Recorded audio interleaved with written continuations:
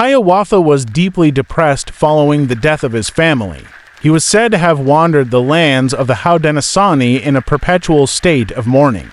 The second figure, Atatarho, was a war chieftain of the Onondaga who was said to have snakes in his hair and have control of powerful dark magic. He is represented as the aggressor in the blood feuds. The magic of Atatarho paralyzed the councils of the Onondaga, robbing them of the ancient rights of council and open discussion. All of those who wanted to speak out against him did not, for fear of fatal retribution. Finally, there is Daganawida, or the Great Peacemaker, who was an outsider, traditionally seen as coming from the north, from the nation of the Wyandot or Huron people, to bring a message of peace to unite the 5 nations. Some versions of the narrative also include Jigansasa, or the Peace Queen, a woman descended from the Sky Mother herself.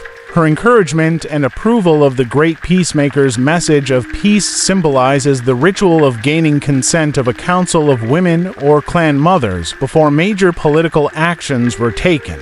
Hiawatha and the Great Peacemaker are often attributed as the founders of the Eni Gainchigawa, Kainarioko Washington Great Law of Peace or Iroquois League, as represented by the Long House. Known as the people of the Long House, the Haudenosaunee hold this symbol sacred.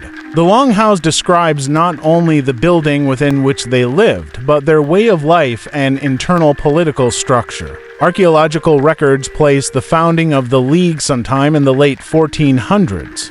During the 15th century, the Great Peacemaker, a prophet and chief, traveled south from his homeland to reside in the land of the Mohawk. It was here, following Hiawatha's self-exile after the death of his wife and daughters, that these 2 men met and shared their passions for ending the war and violence amongst the Haudenosaunee. Hiawatha, in his deep depression, had a clouded mind. He could not think clearly, and his rage had stolen away his sense of reason and rationality. The ceremony of condolence that the Great Peacemaker taught to Hiawatha was first performed in response to this grief. Anguish had the ability to push survivors of blood feuds deep into despair, causing them to disregard reason and to lead them towards fits of rage, which could be harmful to themselves as well as to the community at large.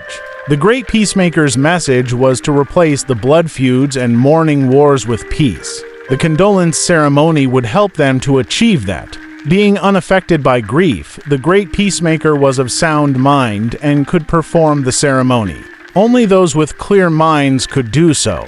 First, he dried the eyes of the weeping mourner so that he could see. Second, he opened the ears of Hiawatha so that he could hear. And finally, he cleared the throat so that he could speak. Thank you, friends. Stay tuned till next time. Take care.